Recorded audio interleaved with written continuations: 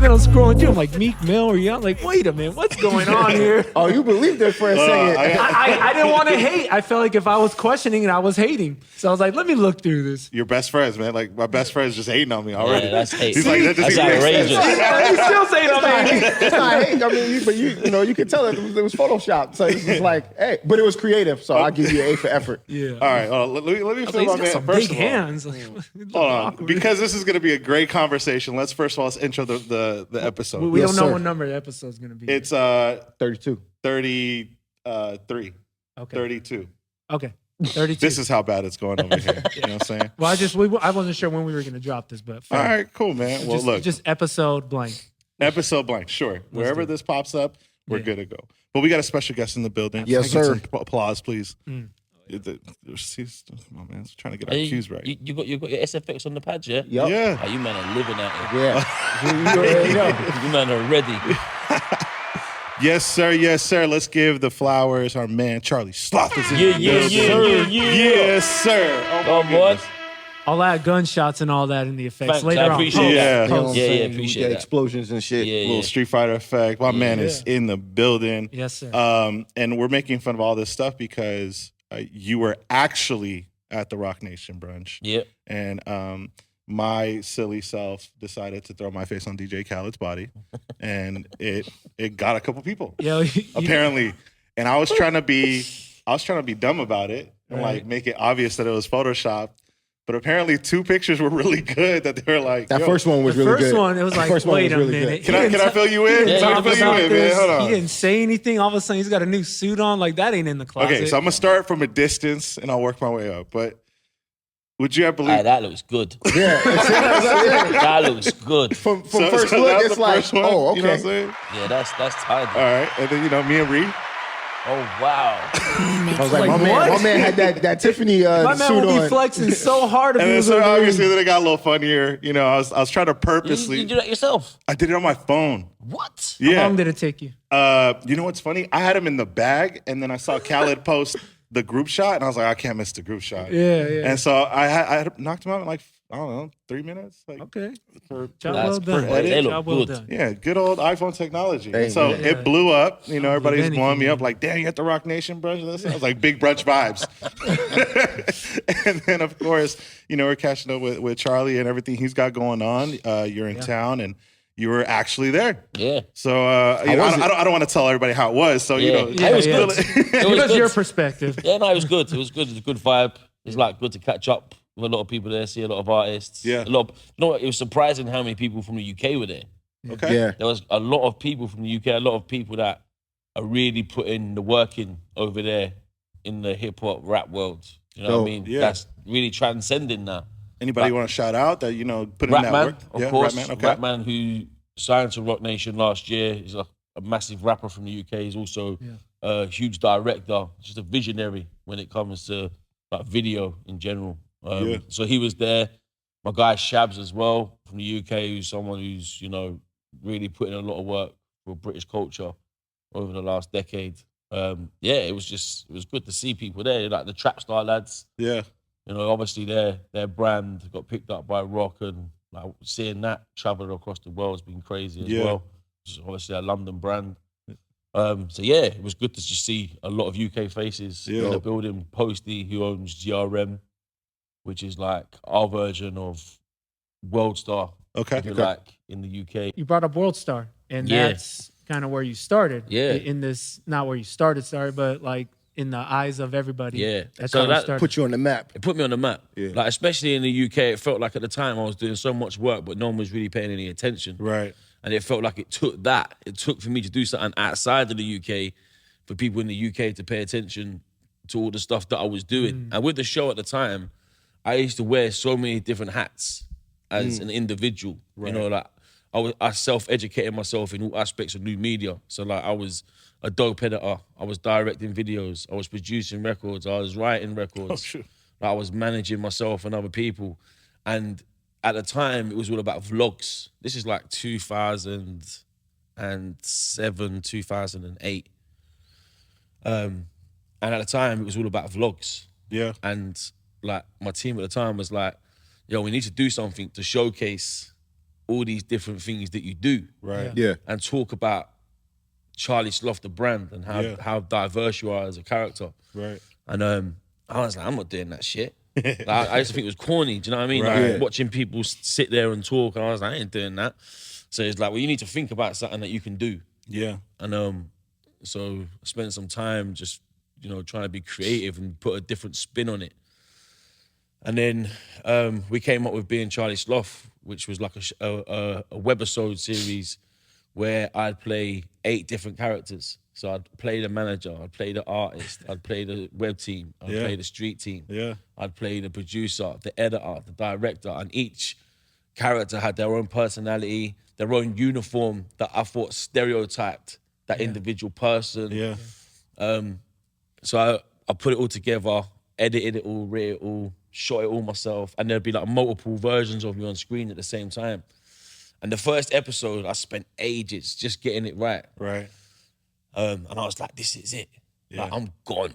Yeah. When people see this, it's a wrap. Yeah. And I'm out. I'm Knew it. gone. You have that moment you kick back. I was only young as well. This is it. I'm smoking now.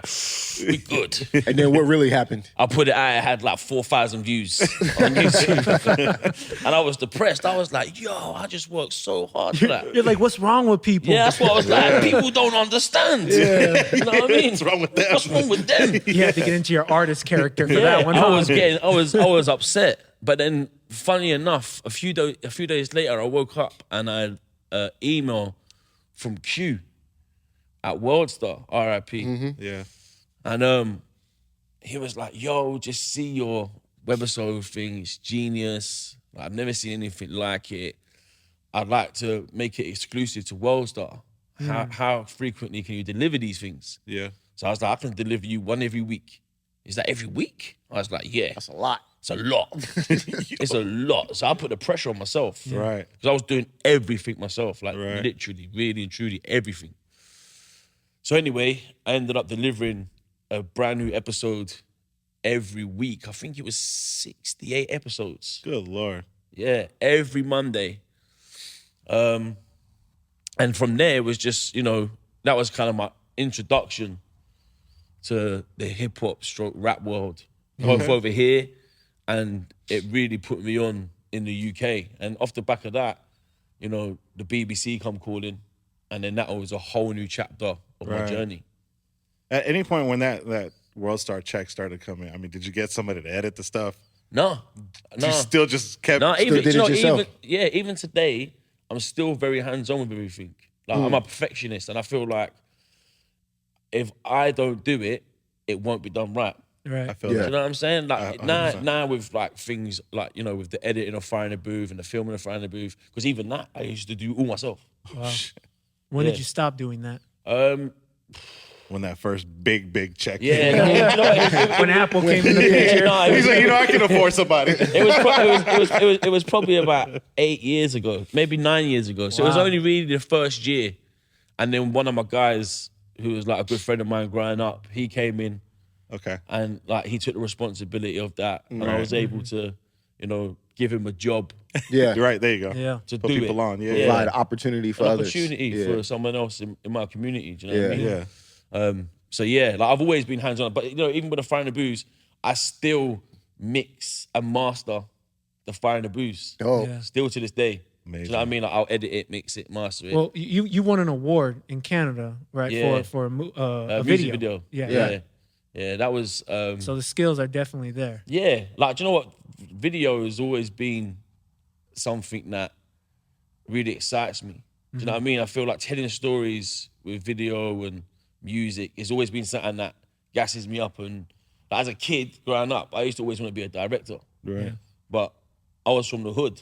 Yeah. So people where I grew up didn't go to university. Right. I didn't even know that I could. Do Right. Yeah. you know what I mean? I never Yeah. knew that was an option. Wow. Right.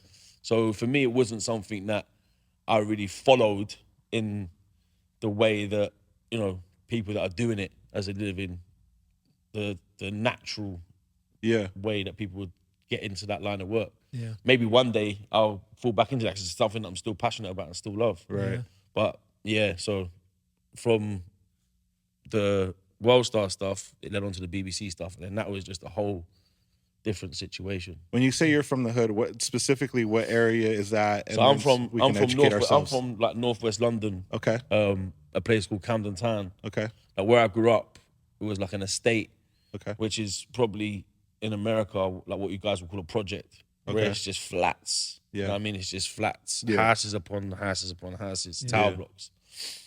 And at the time when I was growing up, the area that I grew up in had the highest crime rate in the whole country. Shit. Because it was like where I lived, it was called the melting pot. So basically what it was is that anyone who came into the country at the time, or anyone who came from up north or from Ireland, like anyone who come from like there was a huge Asian, like Afro-Caribbean, everyone got through into this area. Okay. Basically, anyone who was broke Right. Yeah. got through into this area, and the surrounding area around this hood was, so you had like Euston Station, which is like one of the biggest train stations and commute stations in the country, and then next to it you had King's Cross Station, which again was one of the biggest stations, and they're like a mile apart from each other. And then so it was like a triangle, and then at the top of it you had Camden Station.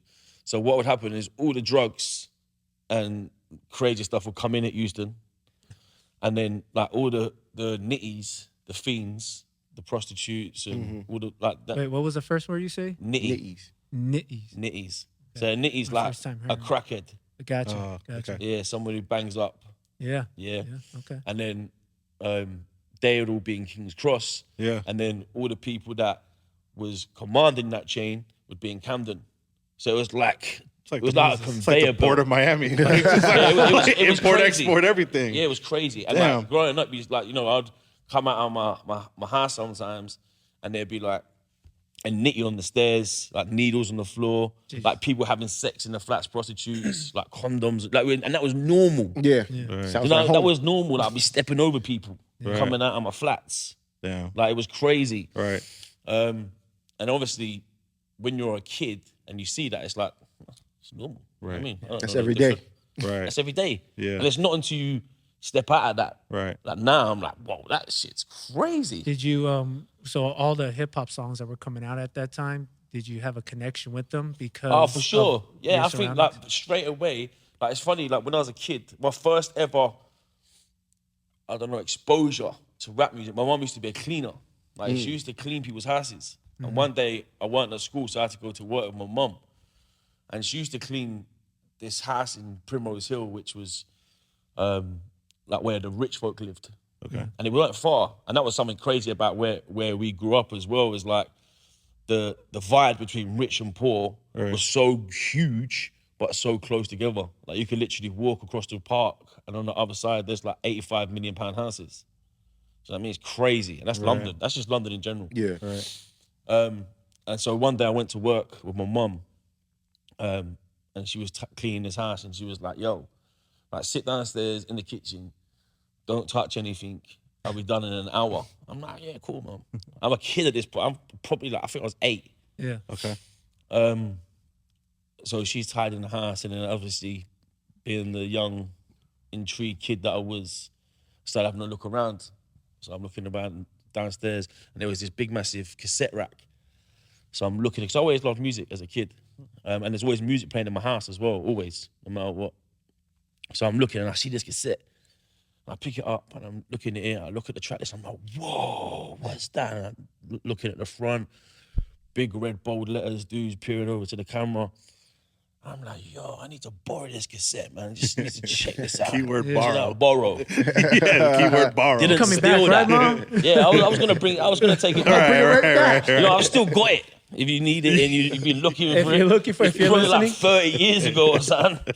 But it's still here.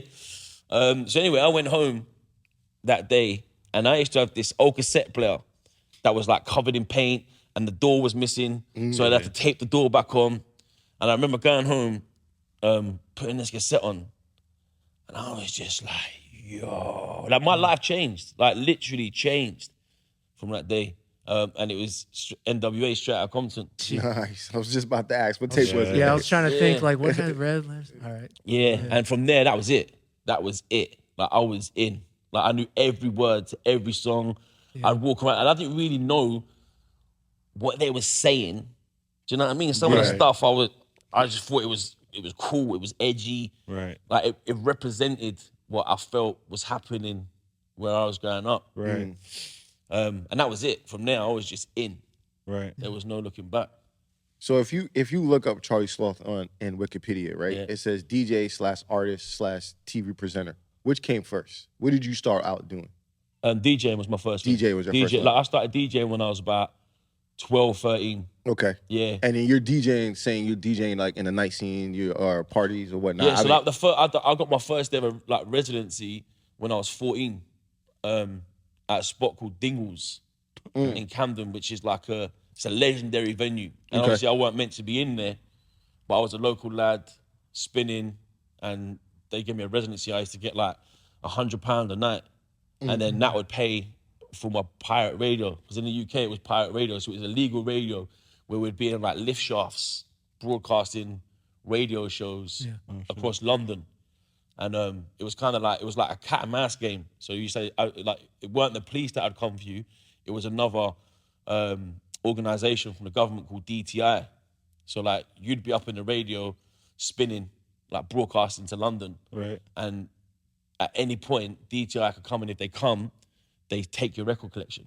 So whatever records and equipment's in the studio, they seize it, and you're never getting it back. Wow. So it's like, and you have to pay to do radio. You have to pay subs. So it used to be £5 a show, and then £10 a show for primetime shows. Oh, wow. And, and then, so by the time I was like 16, I was doing like 7 shows a week on 7 different pirate radio stations. Wow. Yeah. But at that time, no one cared about the DJ. Do you know what I mean? Yeah. The DJ was just the guy that pressed play for the rappers or the MCs to spit. Right. And that was it. Right. No one cared. Yeah. So I was like, fuck this shit. Around what years was this? This was Late 90s? late 90s. Yeah. Okay. Early noughties, late 90s. So, yeah, I was like, fuck this shit. I'm going to be a rapper. I'm going to start MCing. Yeah. Okay. I want some of this heat. Okay. Do you know what I mean? Get the bars. Yeah, I thought I did. I was rubbish. Oh, shit. But I tried. I mean, everyone kind of starts off somewhere. You know I what I mean? tried. Do you know what I mean? You shot your shot. That's Yeah, I all took my it's shot. about. And like, at the time, because Skepta, a lot of people don't know this, but Skepta, he used to be a DJ as well. Okay. And this was around the same time. So I remember seeing him making that transition, and he was good. You know what I mean? So I thought, I've got this. I got this. Easy I've work. got this. Well, you can do it, so can I. Yeah. Didn't quite work out like that. But again, that was something else. I feel, me going through that period of my life, I think it gave me a greater understanding of what it is for artists and what they go through.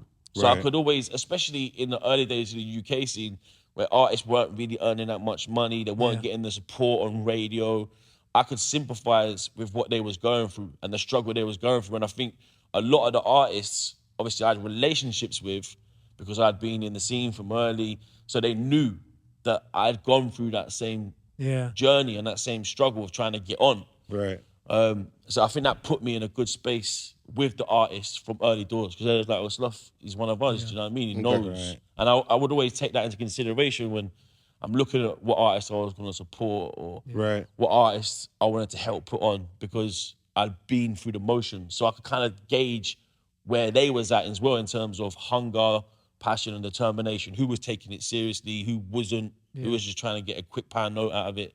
Do you know what I mean? Right. Yeah. It's Grammy weekend. Yep. And you've, I'm sure, attended a nice amount of events. Yeah.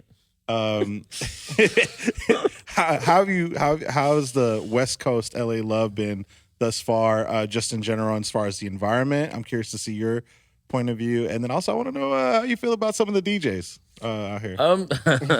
Maybe they're not from out here. Maybe they're just the names events. out. You probably won't remember that. Oh, we can add names, you know. Yeah. I'm all about the smoke on this show, but You can always Do throw you know it what? I'm like, I love coming to LA, and I come here quite a lot. And this year, I'm going to be here at least once a month. Do you know what I mean? oh, dope. I know. Yeah. I'm gonna spend a lot of time here. But I mean, yeah, I've loved going out and partying. Like something I've noticed, I feel like it's a very different vibe here Okay. How so? in terms of how people party. You're saying Yes. in LA or in the States in general? I'd say in LA. Okay. There you go. All 'Cause right. Atlanta's very different. I think Yeah. Atlanta parties. I think New York doesn't really have the same vibe as well. And when I say that, I think it's just very different culturally. Yeah. Like if you come to a party in the UK, like everyone is lit. Everyone is just on stuff, dancing, enjoying themselves. Do you know what I mean? It's like over here, it feels like every party I've been to so far, people are a bit like, do you know what I'm saying? Like, look at me. Like, there's no one is flexing, enjoying themselves. Yeah. Like, I don't know, maybe I'm going to the wrong spots. My guy, Prospect, Well, he's where'd like, you go? I just took prospects. I don't even know the names. I've just been gliding. Where'd you take him? Where'd you guys go? Where was the fug party? Avenue. Oh, you I went was- to see Future last night? and that was, that was- Oh, when was Friday that? night. No, that was Thursday Thursday. night. Oh, Hyde. Hi to Thursday night. Yeah.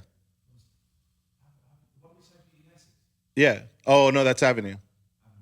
Okay. Okay. Yeah, it just, I don't know, like people weren't enjoying themselves as much. I don't know because it's Well- Grammy week. I well, think it it's- wouldn't be a fair representation of me to say because I don't know. I'm not. If I need to go there 3-4 times Right. Well- on a normal night maybe, but it ain't Grammys and everyone's flexing. It's a combination of a few things you said. It is Grammy weekend, so guys might be a little extra cooler, but in general, the Hollywood like A-list bottle scene is very, very cool. They just like they're very chill. It's a vibe. It's not so much let's dance. There's lights flickering, going like dancing.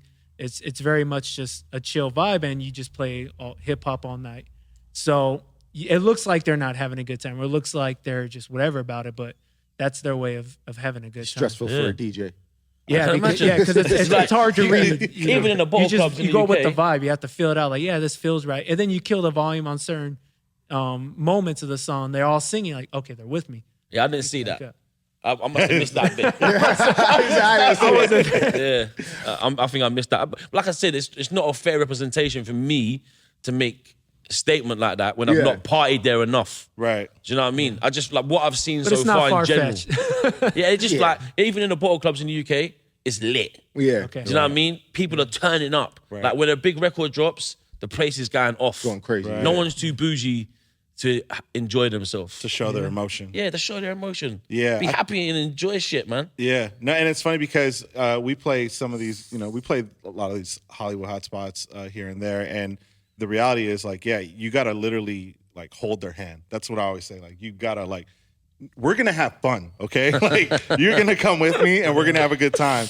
And if you don't do that, or you don't have a DJ that understands that kind of method, yeah, you're gonna get a lot of just like, all right, cool, we played that record. I just heard it in my car. I'm good. Like, you know. How was the mic work from the DJ or the MC? Did you hear anything? Because Little that's bits. obviously a big part of it as Little well, to like bits. to holding their hand. And Yeah. Little bits. Not like when I play out, I'd say 60% of my set is the power of how I use the mic, Right. to how I control the dance. And I think a lot of DJs in the UK that are like at a certain level, it's the same for them. Like how you control the dance, that mic work is mad important. Do you know what I mean? I think I'd have to go out and spend a lot more time. It'd be really interesting for you guys to come to the UK, spend a week with me. We should do that. Come and spend a week with me because I got my own clubs in the UK as well. Say no more. And they lit. All right. Yeah, Like, so you come play at my spots. Okay. And then I'll come back over here and then we'll go out and I'll see you guys play. And We'll see the and difference. then you'll see the difference. And maybe we can film that. Yeah, and we'll just so we can document show we'll that. you. definitely document that. Yeah, we show should do that. That's fun. Because then you'd see the difference in how people react. Right. Do you know what I mean? Yeah. Yeah. No, we get it. Yeah. It's different. It's understandable. different out here. So I mean, so this weekend, so you said Avenue. Is there any other spots that you've been to this weekend that you're like, yo, this is dope, or anything like that? I mean, I know it's still early. I'm sure you probably hit some spots tonight. Yeah, I'm definitely gonna hit some spots tonight.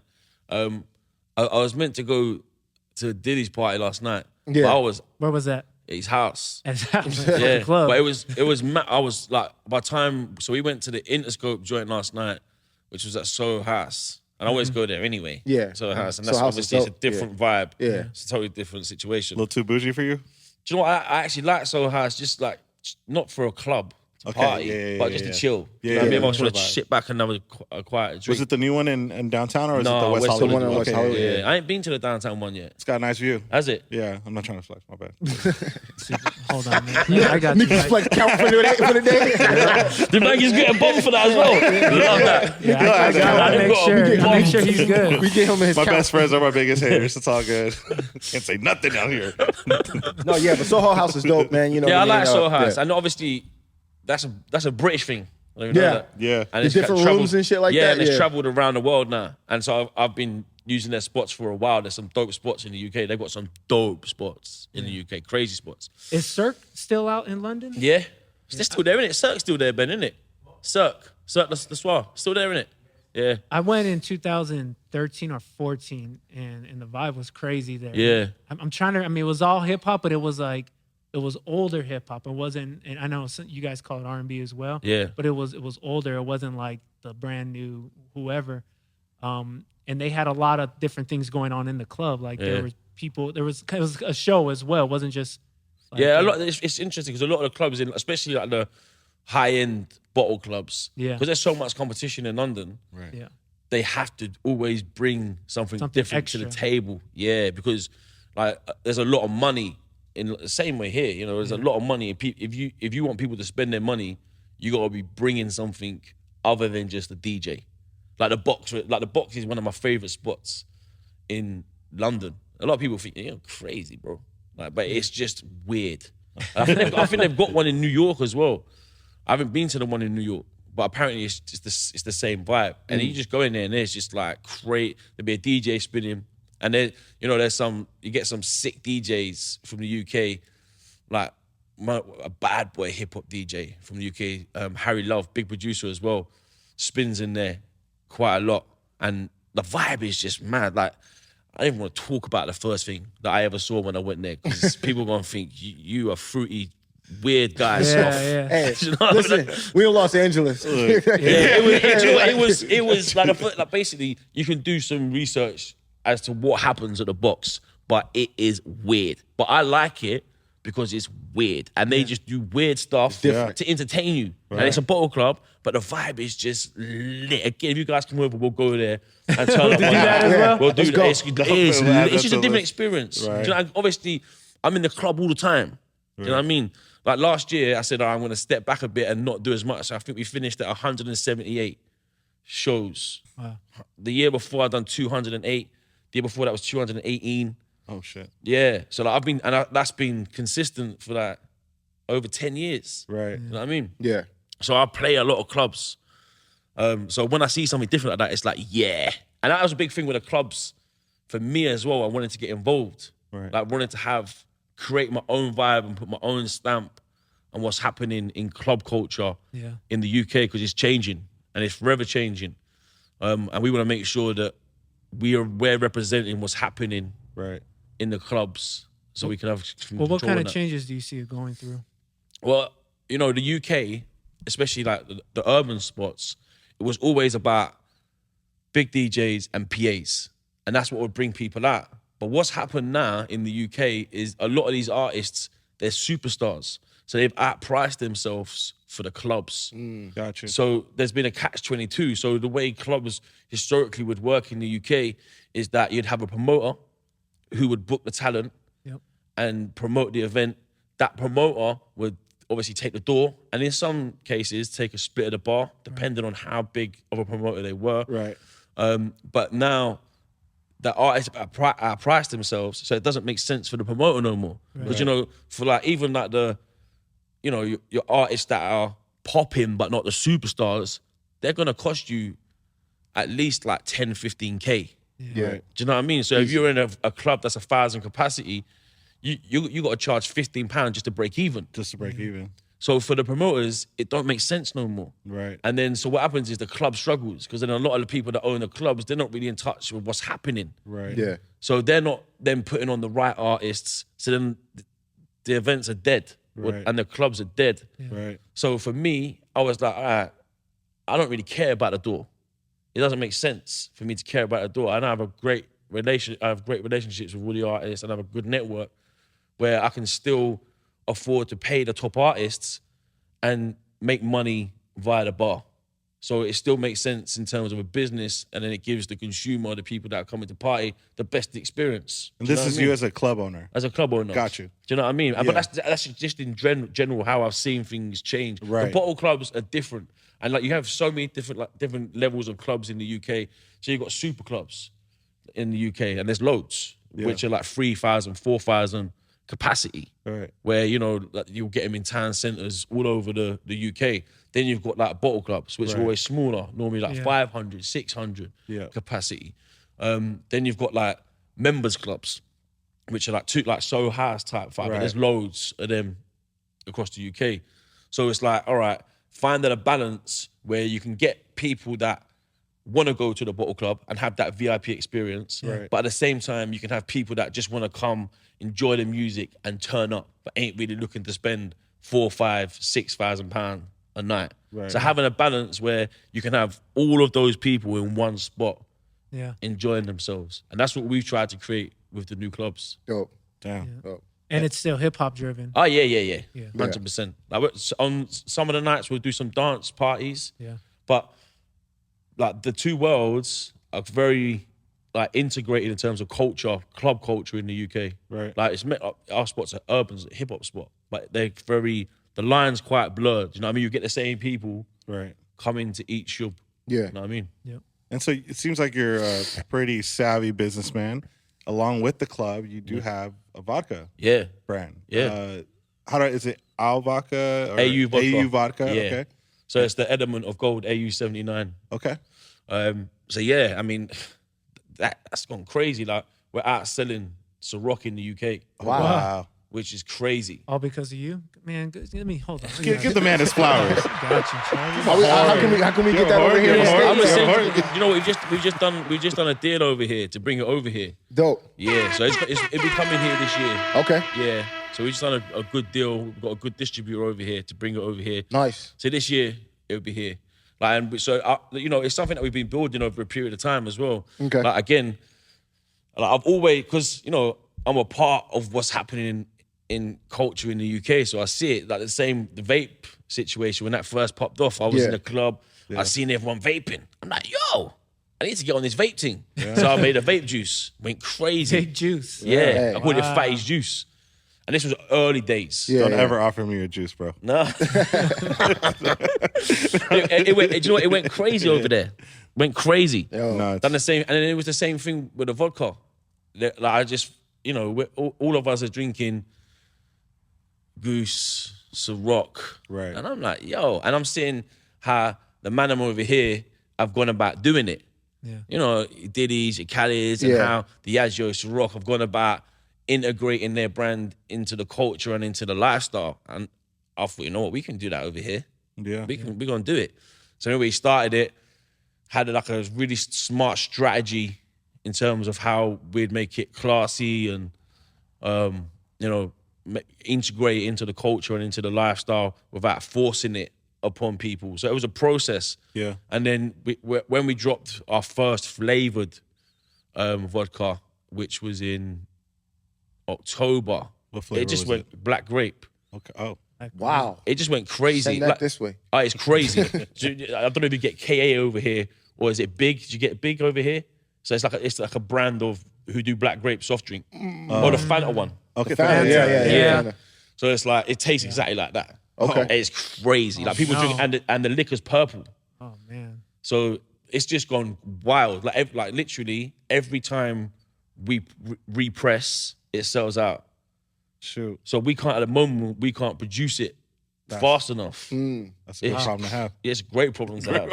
Like literally selling out every week. And we're producing huge volumes. If you send me a case, I'm going to resell one. Yeah, do you know what? People are reselling the vodka, which is crazy. Right. You know, because obviously like, the reselling culture is wild. You guys, you know. Yeah. You know what I mean? But people are reselling the vodka. Is the AU vodka the only vodka you have at your club?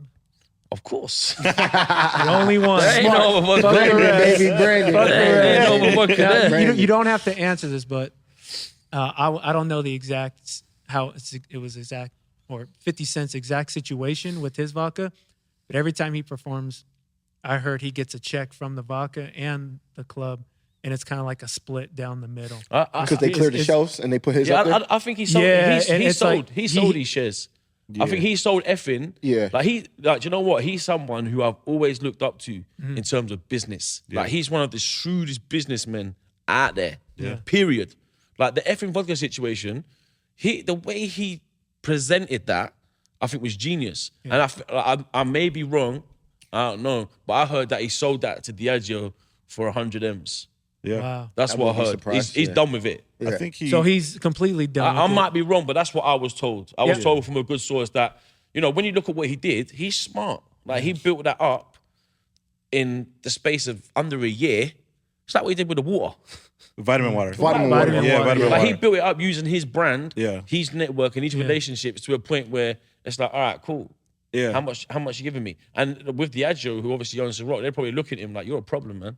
Right. Yeah. Do you know We'll what I mean? just take you out of the We'll way. just take you out of the way. Yeah. There you go. And that's what they did. Yeah. And that's like for him, that's great business. Yeah. That's why he's a genius. Right. I think he's one of the shrewdest businessmen I've ever seen, period. Not just in our culture, Yeah. but period. Dope. He's a genius. I think in business too, like just in general, right? Like your goal, if you're not emotionally attached to the brand, because that's typically That's the hardest thing. That's the hardest That's how it part, normally starts, right? Because it's Right. normally a passion. because it's your baby. It's your baby. Yeah. You've seen it grown. Yeah. But if someone's cutting that check, if you have the emotional detachment to it, I mean, your goal is to get Build in it, early sell it. and sell out, Yeah. at its peak before it gets cold. Because Yeah.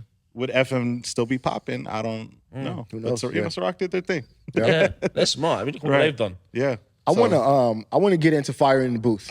Oh, yeah. I think that's the real reason we are here. People are Yeah. excited. The listeners probably know you best for that.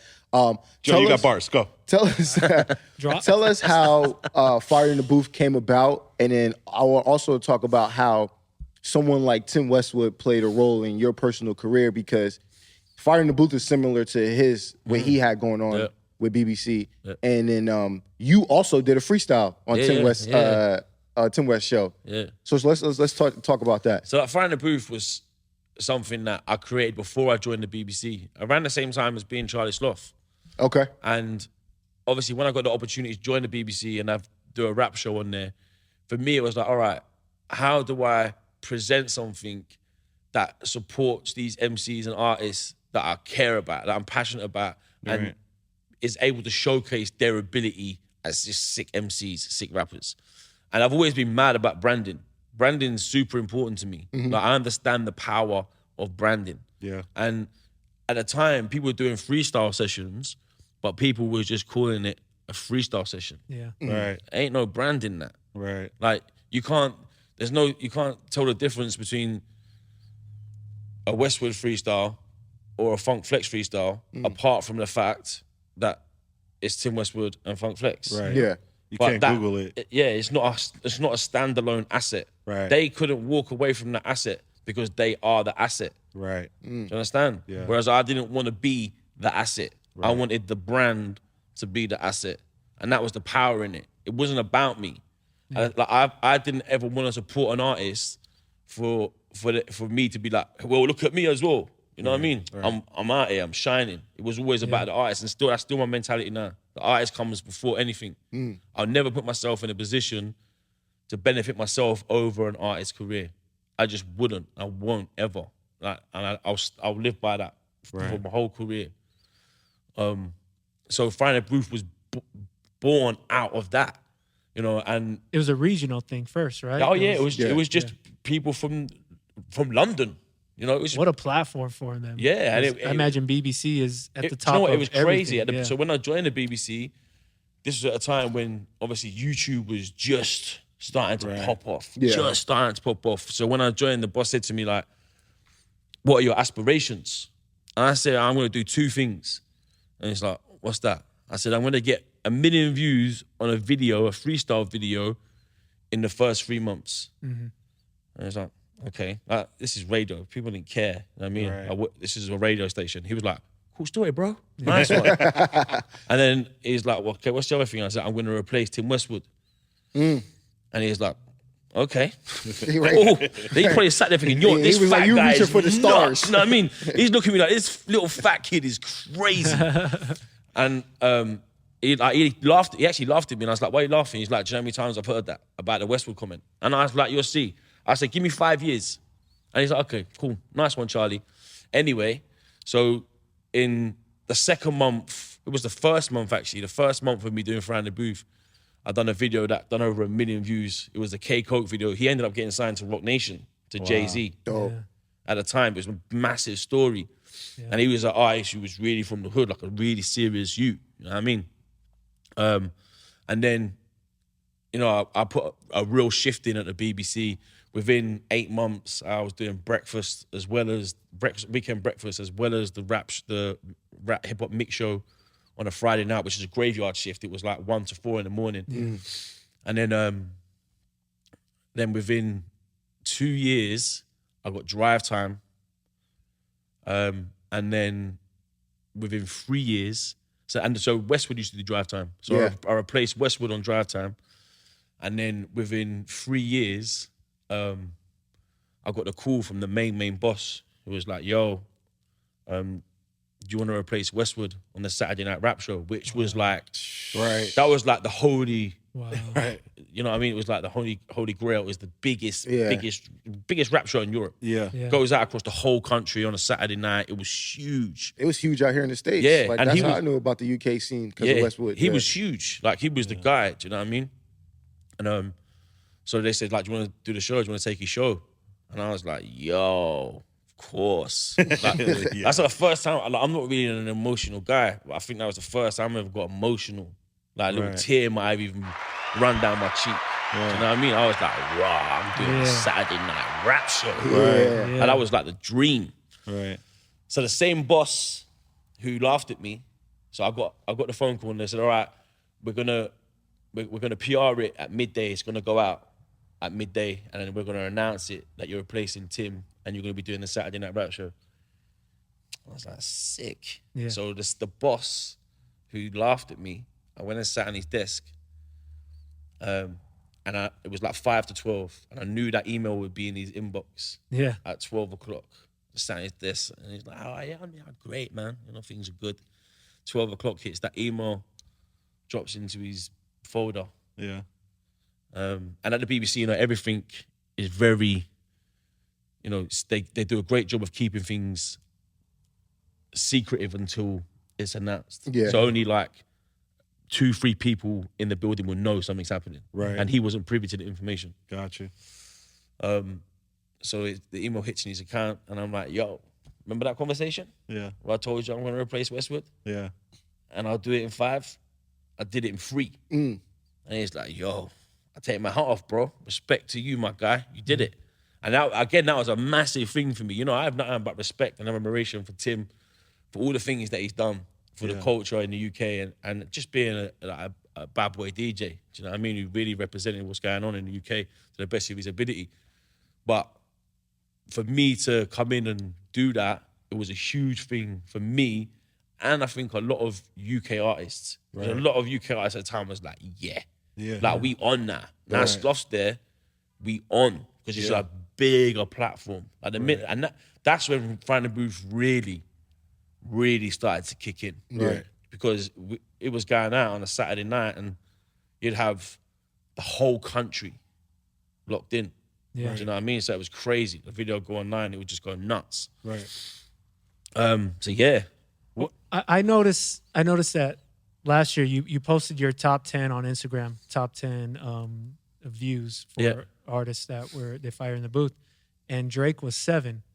And Drake in America is the biggest thing in the country. And I imagine I thought biggest thing in the world, but it didn't really make sense to me why his views were only at 11 million and he came in at number 7 in the UK. So that made me question.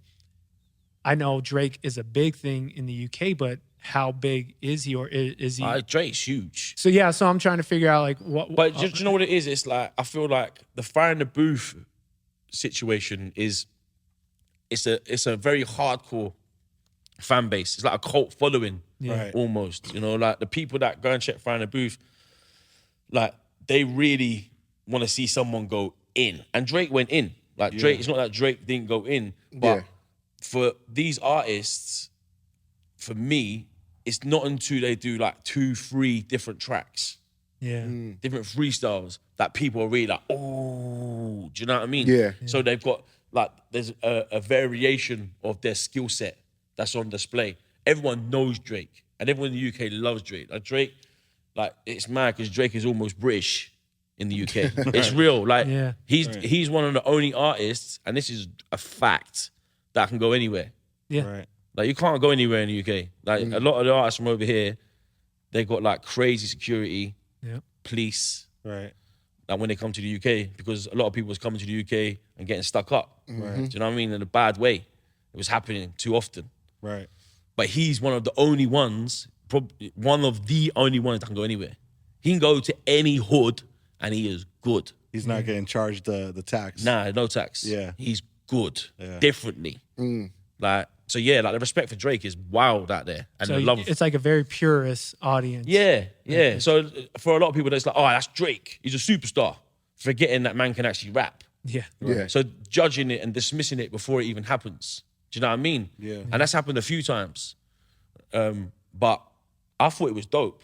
I thought it was dope. I would have loved it to be longer. Yeah. Do you know what I mean? But I thought it was dope. I love Drake. I think he's a stand-up guy as well. Like mad humble, like a good person. Right. Do you know what I mean? He's not arrogant. Like he's a good dude, man. Right. One thing I really liked, I think that you said in an interview, is that it's not about the numbers, it's about the quality. Yeah, of and the it rap. is. For me, it's, you know, like it's mad as well, because a lot of people always like, but you're always gassed. Like you're always like, that was sick. Pressing your bombs. You never say one was shit. Right. And that's because if it's shit, it don't make it. Right. We don't air it. I don't put it out. How often has that happened? That's happened a lot. It's happened a lot. It still happens. You know, there's a ton. And there's some from artists that you'd be like, whoa. Has anybody pressed you? Nah, I mean, I've had a Was there a fight in the booth? Nah. There's been a couple awkward situations in the booth. Do you know what I mean? Like very awkward. You didn't drop a bomb on them? Nah. But you know, like there's a big artist in the UK called Chip, and there was a lot of beef going on between him and another artist, and he thought I was taking sides. Never did.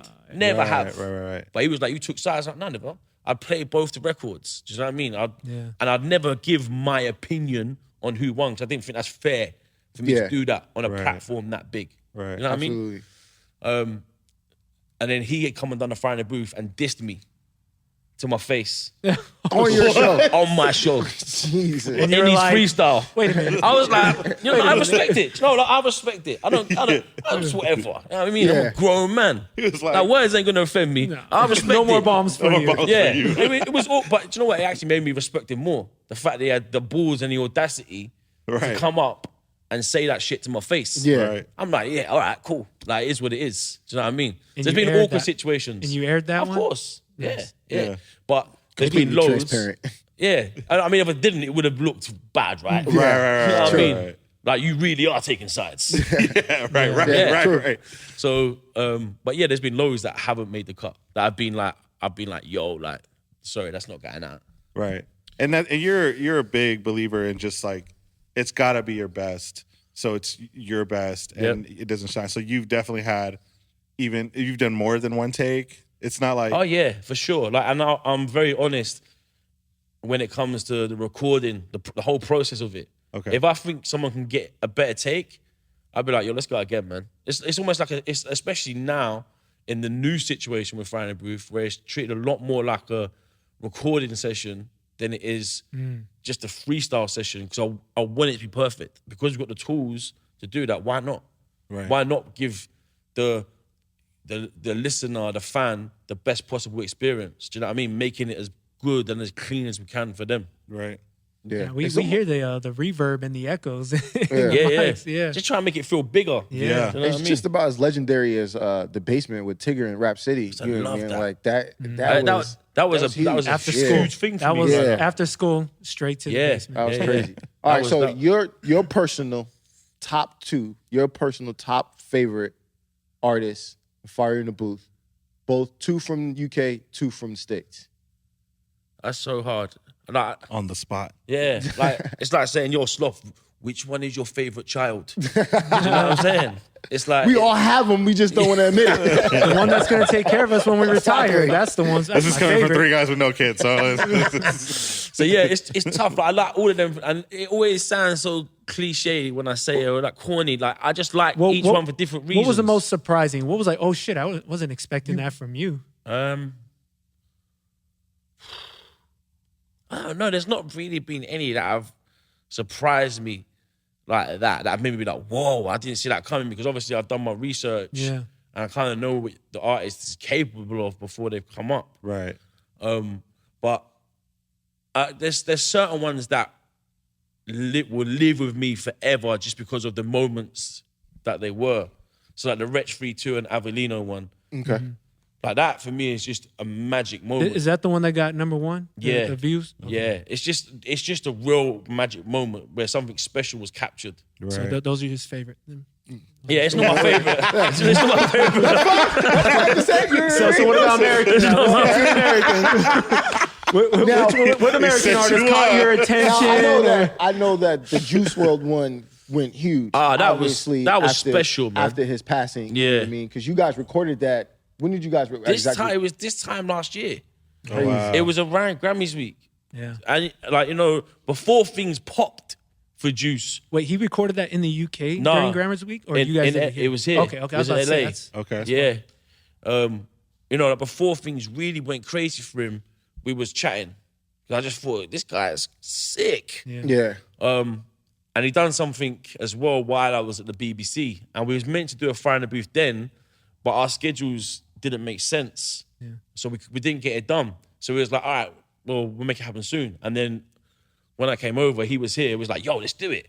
And like he was one of them dudes. He's just such a purist. Like there's no bullshit. It's like, yo, I love doing this. This is what I want to do. Let's do it. And it's the same for me as well. I don't care about politics, labels. I just want to create special moments. Do you know what I mean? And give a platform for artists to do that. Yeah. And it was like, we knew then that was a mad moment. And it was all literally walking in, yo, what's up? You good? Yeah, how things been? Yeah, let's roll out tonight. Yeah, 100%. It's like, here's the beats, let's go. And it was that. It was like sometimes people come in and they're trying to psych themselves up and, you know, they're walking around a bit. It was just effortless. Right. Effortless. He's like, yo, roll the beats on. I said to him before, I'm like, which beats? He's like, I don't care. Yeah. Yeah. He's like, there's a folder, just roll them, man. And I'm like, all right, cool. Gotta respect that. Gotta Especially respect someone at that. his age. you know Yeah, what I mean? his age. Yeah. And it was just, like, that was all one take. Dope. We didn't take anything out of that 15-minute moment. He had one of the longest freestyle, or I guess, you it's know like what I mean? an hour and something long. That's Something like like that, Tim's one as well. It's like an hour. He's got a Westwood with freestyle, which is like a freestyle of Westwood, which is like an hour long. Wow. Which is like, when you see that, it's like, whoa. But I think the Fire in the Booth, there was a level of greatness in that. Like a real, like for that to be off the dome as well, because that, like something we have to clear up. A lot of people think that people come in here and freestyle. That don't happen. Yeah. Right. That's not a thing. That's not been a thing for 10 years, maybe longer. Longer. Yeah. Right. People don't come in and freestyle. They're writtens that people are prepared Right. for that session. Whereas my man was freestyling. Yeah. I listened to it, and again, he was one of the guys I wasn't really expecting much from, because I thought he would have that same scenario, come in there with something that was written, before. And as he started to, when he started it, I was like, okay, it's a freestyle. So I got fucked with it, and then as it progressed, I was like, "Oh shit!" He was throwing hooks in there. Yo, he wrote a hook. That's why I was like, whoa. "Oh shit!" Like I was like, "He's actually going off right now." And he was one of the ones that I watched that I was actually surprised. Yeah. And I was like, okay, and I had respect, and this was before his passing, obviously, right. And I was like, okay, and I had obviously a level of respect for him after watching that, and I was like, damn, this is dope. He's dope. He's dope. And that, you know what, that was that without a doubt is probably one of my favorite Fire in the Booths ever. And I think that a lot of people was like, what is that because he's dead now? Nah, like, I thought that at the time. Like after we recorded, I hit him up and I said to him, this is one of the best Fire in the Booths ever. Because when I sat down and edited it, and I get excited. Like when I listen back to a Fire the Booth, I'm like, whoa, and you relive that moment. You know, at the time it's special, but then when you're playing it back, and again, like I said, it was one take. It's very rare that all I have to do is mix and master it. Right. I didn't have to edit it. Right. I weren't chopping and slicing. It was like, all right, cool, mix, master, done. Right. So it was like, I knocked it out. We had that ready the next day, both the audio and the video. Crazy. This time last year, but there was a lot of politics around it being released. Gotcha. And I was just like, you know what? I can't deal with this. And I'd speak to him, and obviously Hit Boy as well, be like, yo, like, let's get this out. And Hit Boy's like, yeah, let's get it out. And Juice is like, yeah, let's get it out. But then the world don't work like that in powers the that music be, industry. yeah. You know what I mean? So then when the tragedy of him passing came about, I was like, do you know what? Because normally with a Fire in the Booth, you know, it'll go on Apple Music, it'll be monetized, everyone involved will get money. Then obviously on YouTube, it's monetized, people get money. I was just like, look, I just need people to see this. Right. And there'd be no monetization whatsoever. So there's no one that needs to be spoke to or spoken about. I just need people To see this. Yeah. Yeah. And that's why we put it out on Christmas Day, and it was just like, enjoy. Yeah. Like, I was a fan. Yeah. Like, I know a lot of the people that come up, I'm just a fan. I'm a fanboy. I still have to control myself. You know what I mean? Yeah. Like, I'm just cool when I'm in the room with them, and I just treat them as humans, right? So you just Right. treat them with the same respect you would treat any other human. But secretly, inside, there's like a fanboy, like beating on my chest. Do you know what I mean? Like, oh my God, I can't believe this is my man. Like, do you know, like, even when, like, when enough of these rappers, they're like, yo, let's go and hang out.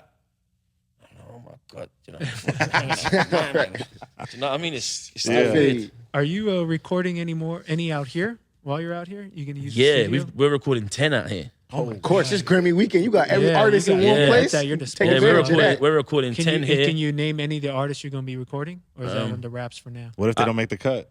Yeah, that'd be Well, then we know that they didn't have their There's one- shit together. I'm gonna tell you one, yeah. Okay. I don't know when this is dropping, but I'm gonna tell you one because this was one that mad excited me. I don't know how much it's gonna excite you, but for me, I was like, this is gonna be hard. There's two actually that I'm recording. I'll tell you one. There's two that I'm gassed about, but one of them that I'm recording this week is Kevin Gates. Oh shit! Wow. Like, I'm a fan. Yeah. Yeah. You know what I mean, I think my man's hard. Yeah. And I think he really spun off the hard melodic thing. Yeah. I think he was the first to obviously it's been, people have brought different elements and different like flips on that whole style, but he was the first for me that was like hard and could go between the both. Yeah. The rapping, hard rapping, and then melodic hard rapping. Yeah. Do you know what I mean? So yeah, that I'm excited about that. And that's, I know he's gonna be. I think he'll go hard. Yeah. Kevin's a man. He's crazy. Good friend of the shop. For our DJ listeners, I'm curious. I want to ask this for them. The Box is the biggest song out here. Yeah.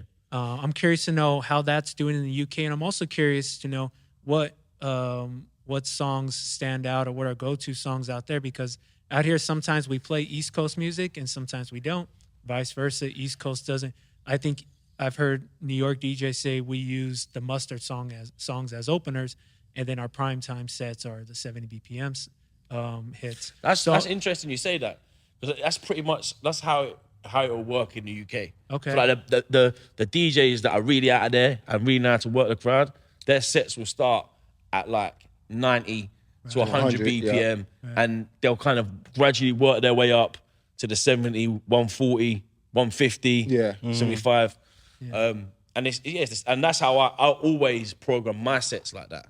I'll always start at the 90, 85, 90, 100, 110, 120, 25, 30, up to the 140, half 70. Like, do you know what I'm saying? The Box is huge. Yeah. Like, Biggest song of the night in the UK? one of the biggest. Okay. But I shut up with that. In the UK now, it's a great variation between American and UK. Right. Yeah. Like, the UK records probably get more love than the US records now. Right. The Yeah. artists are superstars out there. Right.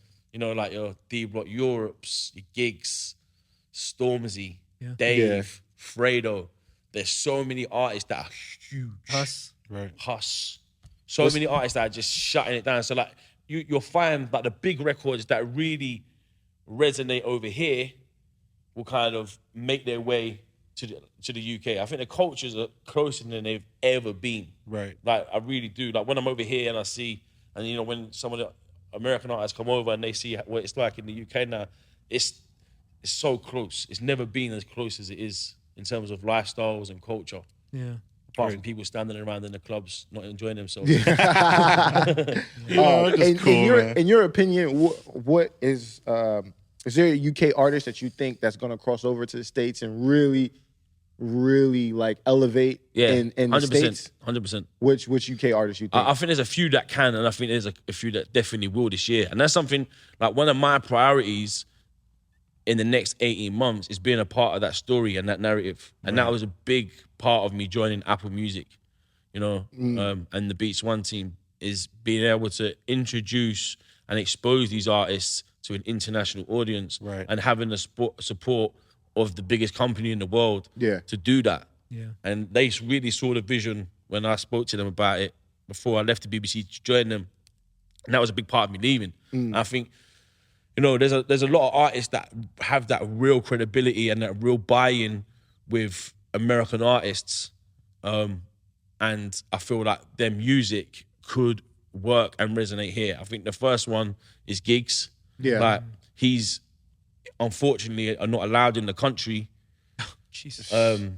Because obviously he's got quite a crazy past. Yeah. So America won't let him in. He's trying to address that at the minute. I feel like if he gets here, especially in New York and in Atlanta, like, it's gonna be his stuff will pop. huge. Right. You think all those features that he had on Drake's album really helped him out? Crazily. Because, you know, he's a good friend of mine. Like, he's my guy. So, like, you be with him and fuck with me on the phone. You know what I mean? Like, and that's just normal. Like, anyone who comes to the UK checks in with MikiDz. Like, he's the governor, the landlord. That's what everyone calls him, the landlord. All right. Like, if you go if you're coming over, you'll check in with him. So, like, he's got records with everyone, and everyone always wants to work with him. And there's a certain amount of credibility and respect that you get in Europe from working with him. Right. Do you know what I mean? And then there's D-Block Europe. Like, these guys are crazy. And, like, I think in terms of sound, it's very similar to what's happening over here at the minute with rap and hip hop, in terms of, you know, the Roddy, the little babies, that vibe, the melodic vibe. They've got that thing going on, using a lot of UK terminology and slang, but American people seem to get it. And again, it's a thing where every artist, when they're coming over, they're like, yo, I want to do a tune with these, man. Like, to the point where labels over here have been hitting me up, trying to make me connect the dots between them and American labels. Because in the UK, you know, they was like, yo, we'll give you 6 million, 7 million. They're like, nah, I don't need your money. Yeah. You know what I mean? So then obviously now it's got to the point where America's like, all right, what do you want? And they've got so many records with big American artists that everybody wants to get into bed with them. So I know that this year they've got a few moments that will happen internationally with big artists that will definitely put them on the map over here. And it's just what they do from there. Once they've got the ear, because they can actually come here, what they do with that. So I think this year they'll make a real statement. Dope. Yeah. We're excited to see that. I gotta ask this question. It's Grammy weekend. You're the man. Don't know about that. Come on. Stop. And you're humble now. I know you're humble too. So I gotta ask, who's the most famous person in that phone? Oh, in wow. the contacts list. And I have a follow-up question to that. But I don't know. I got loads of people in there. right. Like, you name someone, I'll tell you if I've got them. You got Drake personal line in Yeah, there? of course, yeah. This is Drake's my easy guy. call. Yeah. All right. Yeah. I mean, who's bigger than Drake right now? There ain't no one bigger than Drake. You got Prince in there? Who? Prince? Nah. I ain't got no royalty in there. I haven't. No Jay-Z? royalty. I haven't got Jay's personal number. Okay. In there. I wouldn't mind having that in there. Yeah. Yeah. Yeah. Okay. Kanye? Soon. I haven't got Kanye's. In due time, right? Yeah, How's, maybe one day. How's Pop Smoke doing over in the UK? He's huge. Yeah? He's huge. Yeah. He's my guy as well. Okay. Like, he's a good guy. Yeah. Got a lot of time for him. Fire in the booth? Pop Smoke? He's done one. He's done one already. Oh, I Yeah, didn't he's know done that. one. Yeah. Yeah, he's done one. Like Don't worry about him. he's good. You know what? He this year I think he's gonna have an incredible year. And I've heard a lot of the music. Like he's ready. He's ready to go. And Yeah. do you know it's funny because he's using a lot of UK producers. Like the sound is a very UK sound. That's It's like a UK, drill sound, UK right? drill sound. Yeah. And that's really resonating in New York right now. Right. Smart. There's a lot of synergy between Yep. the UK and the US scene in New York and London right now. Like Yep. the artists are rapping and using the same flows and like talking about the same stuff on the same beats. Saying exactly like 5EO. What's his name? 5EO4. Yeah, he's crazy as well. Yeah. That big Similar. kid. I think similar style. Maybe his tone is a little like lighter Yeah. than Pop Smoke's, but you talked about moving over to Apple Music and, Yeah. and Beats One. What can your current fans, some of your new fans, expect from Charlie Sloth moving forward with Apple Music and Beats One? I know that you're bringing Fire in the Booth over with you with those guys, yeah. right? Yeah. So like for me, it's about creating an international network. So Okay. like, it's not just America for me. I obviously want to be able to do a lot more here and support a lot of artists that ain't like A-listers and tier ones. I want to be able to really put on in the same way I did in the UK for artists that are trying to get to that level. Do you know what I mean? So I want Yeah. to find a balance of having people that are just hot in their hood to having the biggest artists in the world, the country. And I want to do that around the world. Not just here, not just in the UK. I've been having conversations, and that's the beauty of Apple Music. It's an international company. Way bigger Right. platform. It's a huge platform. Yeah. And, each territory has their own office, their own management. And so something that's important for me is making sure that like we utilize that Right. to present a truly international platform for the artists and as well for the consumer. Right. So then we, like the people that are listening, the fans, like for me, that's a real important thing is that they get to experience stuff or get educated on stuff that they weren't really up on before. Right. Do you know what I mean? So for me this year, it is about making it an international proposition rather than it being, 'cause even now, a lot of people are like, yeah, well, that's a UK thing. You do that and you get love in the UK. Do you know what I mean? Whereas that's not the case no more. Right. Like now with Fire in the Booth, we want it to get to the point where when we press go, you're going to be on the homepage of Apple Music Right. in over 100 countries in the world. And then it's a game changer. And that's what we're working on now and what we're working towards. And we'll see that a lot this year. Right. And that just changes so much. Right. So much for artists around the world. The British invasion. Man. It's not a British, not a British invasion. It's the alliance. The alliance. There you go. I like There you that. go. That's a Because you good really word. don't see Yeah. anything like Fire in the Booth on an international level. Yeah, You know what I mean? it's never really been done. And for me, I've got to push myself. Right. Otherwise I get bored, man. I get complacent. Right. I need to challenge myself. Like, all right, what's next? So this is a challenge for me because no one ain't done that. So that, and if we're able to do that, my ideal situation is that we can create a hub where an artist knows they can come to no matter what stage in your career you're at, and you can get an opportunity that will showcase you to the world. Right. Yeah. And, obviously the internet's changed everything in terms of scale and accessibility, but there's nowhere where you can press go and it goes out to the world. Yeah. If you Right. press go on YouTube, you can have 100 million subscribers, but not everyone in the world Who's gonna get fed is that? going to get fed that. Yeah. Whereas with Apple, you can press go and it's going around the world. Everywhere. Going around. It's everywhere. The universe. The universe. Best looking Exactly. fat guy in the universe. That's the Yeah. point. I like this guy. Confidence level. And How- so Oh, go ahead. I gotta ask this as a husky person, as a husky fellow, Get right? into that. So we're gonna bond right now. So you were on Hot Ones, Yeah. right? Amazing episode. The beard has grown out now. Yeah. So what's your favorite spot to go to eat in LA? I gotta ask. Do you know, I haven't really got one yet, man. I need some more education. Okay. And, Let do him you know, know, hardest Mike. thing is, Put him yeah. on. I mean, look, there's education, Yeah, right? but you know Experience. what? Like I've just this year turned MikiWAR. pescatarian. Oh, so that's Yeah. I mean, but listen, you're in the perfect place for that. Yeah, I've noticed that. No, it's- I've yeah, noticed that. fresh. I've started to see, and the most bizarre thing is that up until this year, I didn't even eat seafood. Wow. Yeah, it's crazy. I didn't even eat seafood. I didn't like it. When's your birthday? August 20th. Oh, I don't know what sign that is, but all right. You gotta check out spots in like Malibu, man. Yeah. Everything on the PCH. Yeah. Amazing seafood over there. Yeah, I need education. I need education on the food front here. Yeah, absolutely. 100%. Yeah. 100%. Are you DJing out a lot these days? This year I'm trying to cut it down. Okay. I think it was 75 shows we said done we do this year, and they're done. That's cutting it down? Yeah. You didn't hear the numbers earlier? Yeah, it was 178 last year, and that was me Take a cutting day it down. off. So like this year, I'm really, because I've got my own festival as well Okay. in the UK meant to called ask. Fire in the Park. So like, I'd much rather kind of limit what I'm doing than keep overexposing myself. Because Right. I've done so much for the last decade. If you need openers for that word. I appreciate that. I'm being serious about coming to you guys. Should come to the UK. No, we're down to check it out.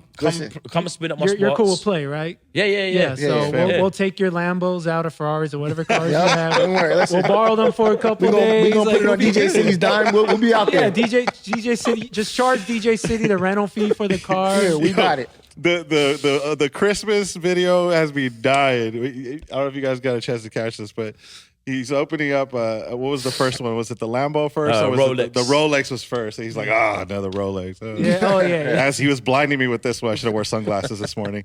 But and then he was like, a Lambo, great. Like, I don't need this. And then it was the vodka. I was like, this shit's great. Have you and Play raced each other yet? Huh? Have you and Play raced each other yet? Nah. Because he knows he'll get dusted. Yeah, I'm trying to be sensible out here these days. To play or Smart man. Just in general in life. Just in general. stop hurting feelings. Yeah, I'm just like I'm done. Shit. Any other topics? This is Oh man, I mean, You're is there, amazing. Yeah. is Thank there you, anything bro. that you want to shout out to the people, to the Anything else you wanna listeners? plug? Anything you want to plug? No. I mean, check out the rap show on Beats One, Apple Music, my playlists. Yeah. That's it really. You know, I'm definitely trying to embark on a mission, like I said, of just showcasing the best talent to the world. Yeah. So any artists out there or any other DJs, just hit me up. Like I'm a pretty accessible person. Do you know what I mean? Like if you can't get hold of me, which I heard Prospect laugh over there because no one can ever get hold of me. But I'm always accessible, and so stuff always makes its way to me. Yeah. Do you know what I mean? And that's important for me. So like over here, there isn't any artists watching it like, yo, Sloth, just hit me up, send me some music, man. Yeah. Let's try and build. Well, definitely Hell big yeah. shout out to Ben, DJ Prospects in the middle. Yes. And Phenom. building, and DJ Phenom, Yeah. Edwin, and Beat Source DJ for City. connecting all of us. DJcity. DJ City. Oh, yes, sir. Appreciate you. So Phenom. before we let you leave, because we briefly talked about it, you've been to a few of the DJ City link ups. Oh yeah, DJ Right. City's like I think it's mad important, man. Like for me, that's where it starts with the DJs. Obviously, I'm quite biased because I'm a DJ, but Yeah. that's where it starts. And like the network of DJs for me has always been important, and I've always tried to do my bit for the community. Like even like when I was on the BBC, I'll do a guest mix with different DJs every week. Yeah. So I give DJs an opportunity to do guest mix on the show that will go out to the country. Dope. Is that Obviously something now, that, sorry, go ahead. yeah, and that's something even again with Apple Music. Something else that for this year or for last year rather, I had my guy Jonesy just doing a weekly residency, and he's like a good friend of mine, one of my favorite DJs. Personally, one of my favorite DJs in the UK. When I party, I like to go out and listen to my man. If I'm throwing a party, he'll be playing there. Dope. Yeah. Sorry, but then this year, yeah, we're definitely going to open it up again Nice. on an international scale, where we're going to give DJs the opportunity to do their thing on the show, Nice. which will live on Apple Music. And Which is again, that's a crazy. game changer. Yeah. Yeah. That's big. It's new, that platform. Yeah. It's crazy. But man, thank you so much Thank for you, coming. man. Absolutely. Pleasure. Charlie Seriously, Sloth, pleasure. man, Thank in you. the building. Thank We you, really appreciate you coming out, Thank you man, for taking the having time. I know it's a busy weekend. Yeah. Yeah, really it's appreciate it. early. It's It's hella early. early. Yo, You guys- hold on. Hey, Can we- 8:30 in the morning. Can we talk about that? That's some context. Okay, we don't get up this early. Well, for the Hell pod no. at least. You know, he's probably Yeah, watering he probably- something or in the gym, and I know Rel's but I was here at 3 a.m. last night or 2 a.m. Yeah. Back to here, so it's cool, Love man. that. Early I start, appreciate man. it. No, we Oh, appreciate absolutely. you. I appreciate you guys This taking was the time. important. Of course. This was important for us. Absolutely, So man. thanks for Thank you, coming man. through, man. Yeah, Thank for you sure. very much.